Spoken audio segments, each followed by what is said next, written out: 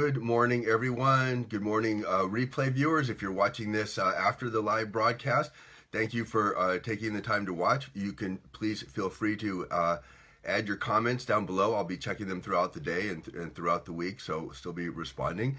And if you are watching live, welcome. Good morning from California, where the sun is just breaking out right now. And I hope you're having a good day wherever it is that you are.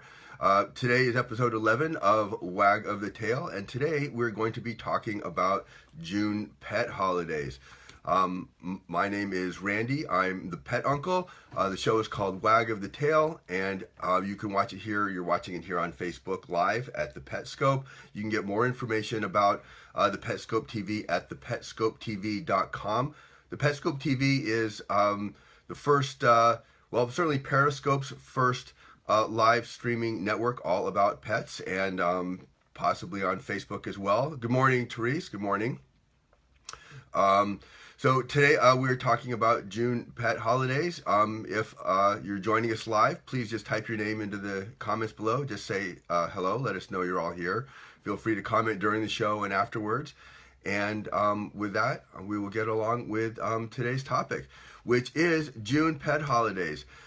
This is pet holidays is something that I've been following on my blog. Every month I do a blog post about whatever holidays are coming up for that particular month. I've been doing this now since the beginning of last year, and we are on to June. And when we talk about pet holidays, in doing my survey of them, and there's a lot of different sources out there. I have yet to find a really good comprehensive source of these holidays. But I realize that they tend to fall into a couple different categories. And the word holidays is kind of a misnomer. Nobody's really getting the day off like you would for, Memorial Day, which just passed, or Veterans Day, or Labor Day or something like that. So they're not holidays in the strictest sense of the word, but they are caused to throughout the year to pay a little extra attention to pets and animals and the role that we play in their lives and that they play in our lives, which is very much what Wag of the Tail is all about. It's as I describe in my show notes, Wag of the Tail is a show about pets and animals and the difference that people and animals make in each other's lives. Good morning, Diana. So pet holidays, as inaccurate as that term may be, there tends to be like three different kinds of pet holidays. There's some that just simply celebrate pets, where we just, this month, for example, actually this weekend, in case we missed it, the 4th was a Hug Your Cat Day, which happens every year on June 4th. Somebody came up with these ideas. There are actually ways to register your own holidays through, I don't know, if Congress passes a resolution recognizing the holiday, then you can use the word national in front of it. But there are other ways to get your pet holidays just more or less official. There's a Colleen Page, who is a longtime well-known pets lifestyle person and specialist. She's created a number of holidays that are all available on her website at colleenpage.com, I think it is. But so celebrating our pets is one reason for having holidays. Another reason is pet care. These tend to be sort of month-long things like Lyme Disease Awareness Month and Chip Your Pet Month, and just ways of raising awareness of things that are important as far as taking care of pets and animals. And then the third reason that that I see in these pet holidays is causes, animal causes, things for animal days and weeks and months that are specifically geared towards animal rights. And so we have some of all three of these this month and almost every month of the year. And so we're just gonna take today's show and just sort of go over what's coming up in June. And yes, every day is Appreciate Your Pet Day. That should go without saying. It doesn't, but nonetheless, there are Appreciate Your Pet days, months, weeks, and so on throughout the year. So we're just going to take a look at what's going on. First of all, at some of the things that you can say about the month of June as a whole. Oh, sorry, I went back this slide first. This is a month for cats. This is the June is when a lot of cat litters are born. When there's a lot of new kittens being brought into the world, and many of these, like so many older cats already, are going to spend their lives. They're going to wind up in shelters and spend their lives there. And so, for that reason, just because this is sort of the peak season for cats being born. June is Adopt a Cat Month, sponsored by the American Humane Association. Every month they encourage the adoption, have a month that they just sort of set aside for the adoption of cats. And it is also the ASPCA's Adopt a Shelter Cat Month. Good morning, Monique. How are you this morning? We are just talking about, this is the month for cats. It's the American Humane Association has Adopt a Cat Month. The ASPCA, which turns 150 this year, every June is Adopt a Shelter Cat Month. And that's to just sort of encourage people to adopt, don't shop, rather than buy pets in pet stores. Why not adopt a cat or dog, for that matter, or any other animal from a shelter? There are millions and millions of cats, dogs, and other pets in shelters throughout this country. June is Adopt a Shelter Cat Month. So we encourage, if you're thinking about adopting a cat, you can do that. If you go to the blog post for today's show, and there's a link to it in the description of today's show, it goes to my blog post on June pet holidays, and in there are links. You can get links to the Humane Association and the ASPCA that have some really helpful tips on if you're thinking about adopting a cat, things to be to take into consideration, to just think about before you take a cat into your home. So, encourage you to take a read, and if you don't already have cats, think you might want to get one, this would be the month to do that. June is also National Pet Preparedness Month. It is this is one of those awareness days, sort of pet care awareness months. Again, you should always be prepared. There are the month is actually June was chosen to sort of coincide with the beginning of the hurricane season, but of course, disasters happen of all sorts to all kinds of people all around the country. We have earthquakes and fires here in California. You get tornadoes in the middle of the country. We get floods in the middle of the country. We get hurricanes around the Gulf and up the East Coast and everything. So all kinds of things can happen to your pets. And again, I have written about this before on my blog, and there is a link to the article. If you click on the link, in today's show description, you'll go to my June Pet Holidays blog post, and in there is a link to my other post with some tips on pet preparedness. And what people don't realize is you need to have two different emergency kits. One, you may be able to stay in your home, but services may get cut off during the course of an emergency, or the alternative is you may need to go somewhere. You may need to go to an evacuation shelter, in which case you need to bring the emergency kit with you. So I have a lot of tips about how to do that on the blog. And one of the things that I've done, one of the really simple things that you can do today is get a decal like this one that to go on the front door of your house, and it indicates, it's got little boxes to indicate what kind of pets that you have, so in case firefighters or other rescue workers need to go into your home for any reason, they know what kind of pets that may be in there, and they know to be able to save your animals. So I wrote away, the ASPCA has a free little set of stickers and decals or magnets that you can get. You just go into your website, you write away for free. It takes about 6 weeks to arrive, and you get some membership materials. And what you also get is, you're seeing it backwards here, a little decal. Oh, I guess I look at it backwards. When you see it here on the camera, it reads forwards. You can see that it says animals inside. It indicates cats, dogs, or other, and gives a phone number to please call if they need to, any rescue workers come in. And then you also get a very convenient little telephone magnet, or telephone refrigerator magnet. What am I talking about? With a telephone number on that.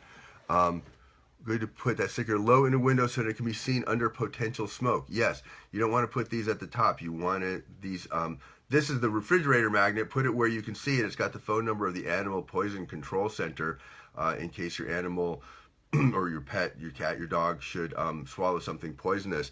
But the sticker like this, you want to put this really accessible so that someone going into your house is just going to see it. You don't want it. You want it to be pretty prominent beside the door or in a window very close to the door. So do that one thing today to prepare your pets for disaster, is just get some stickers for your home. But also check out my blog post, which I go into a lot of this and sort of give you some elements of the kind of things that need to be in your disaster preparedness kit. And finally, in terms of the months, June is also National Zoo and Aquariums Month, and I'm going to be talking about zoos and aquariums on a later episode of Wag of the Tail. But June is a month for to talk about the role of zoos and aquariums, or to raise awareness. You know, zoos in particular have a bad reputation for the way that they have caged and captured and treated animals, and there's certainly a lot of that still goes on today, where animals are put into small enclosures with concrete floors, with iron bars for walls, and they suffer considerably under that. But in recent decades, the zoo has the idea of the zoo, the institution of the zoo, has really changed a lot in terms of what their purpose are, and zoos are not the places that they were. They're still plenty controversial, don't get me wrong. There's a lot of people who think that all the zoos are simply immoral, that that animals simply should not be in captivity at all. And there's others who say, well, zoos, they're here. It's not just such a simple thing to release these animals back into the wild, so at least they should be taken care of. And then And then, of course, there are those who just love zoos and the opportunity to go and just see animals in the wild. So I'm going to be talking about this more in a later episode, but go visit your local zoo. Take a look at your local zoo, and just be aware of what zoos and aquariums are doing, what the new role of them is in society. So that's it for some of the key months that are going on today. This actually starting yesterday, June 5th, is Pet Appreciation Week. Later this month, and as someone pointed out before, every day is a day to appreciate your pets. Every week is a week to appreciate your pets. But June 20th through the 24th is annual Take Your Pet to Work Week. And on the Friday the 24th is Take Your Pet to Work Day. These are sponsored by Pet Sitters International. And here's a little puppy asleep in a drawer that you can see at work. There's in the blog post for today's show, there's a link to just some people have just cute photos of dogs who are taken to work. There is a National Take Your Cat to Work Day. It's sort of unofficial. If you really want to try to take your cat to work, sure, go ahead. I saw a very funny cartoon some time ago. The caption was, "The first and last Take Your Cat to Work Day," and what it showed was a cubicle farm, and everybody's sitting at their cubicle, and all the cats are sitting right in front of the computer screens. So Kaylee goes to work with Mike every Friday. Well, this is Friday the 24th of June is official Take Your Dog to Work Day, and the whole week leading up to that, Take Your Dog to Work Week. What other, those are some of the main, June 19th through the 25th, pretty much coinciding with that, is Animal Rights Awareness Week. This was founded by In Defense of Animals back in 1999, that the goal is to help raise awareness of animal rights. It's about public education. Every year is a campaign to just educate the public about what the basic needs of animals around the world, to advocate for their humane and compassionate treatment of all animals.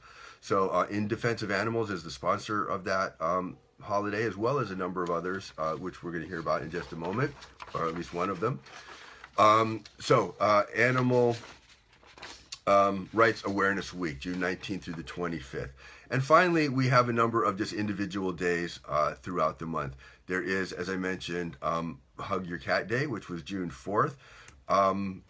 June 12th, it's always the second Sunday of June, is World Pet Memorial Day. It's a day to remember to just to think about the animals, pets you've had who have passed on, but also just to remember any animal who has played an important role in your life, whether they're alive or not. I can think of all kinds of pets that I have lived with, some who are no longer with us, some who are still alive, but have just had a very prominent and important role in my life. There's a National Pet Memorial Day that's celebrated the second Sunday in September. That one is sponsored and has been sponsored for the last 40 years by the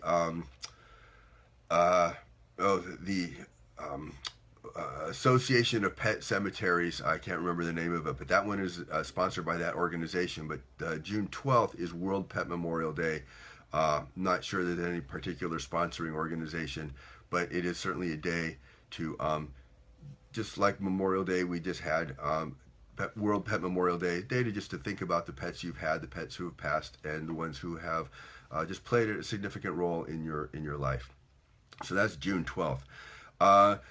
June 24th, Take Your Dog to Work Day. June 14th is the International Day of Action for Elephants in Zoos. This is another campaign in defense of animals, where they are calling attention to the plight of of elephants in zoos. Elephants are large animals. They in nature, they roam over very large territories, and no zoo is really going to be quite big enough to hold them. And so they have, even in zoos that have overall treated their animals well, the spaces are just too small. And actually, as a result of In Defense of Animals actions, they list more than 30 zoos on their website that have gotten rid of their elephant exhibits as a result of their campaigns. So it's just something to be aware of.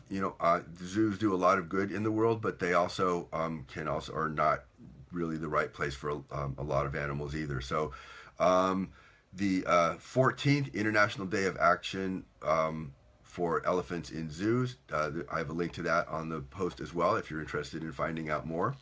And finally, on the 24th of the month, and this is one of those perhaps only here in California sort of things, on June 24th, up just to the north of here in Sonoma County, is the annual World's Ugliest Dog Contest.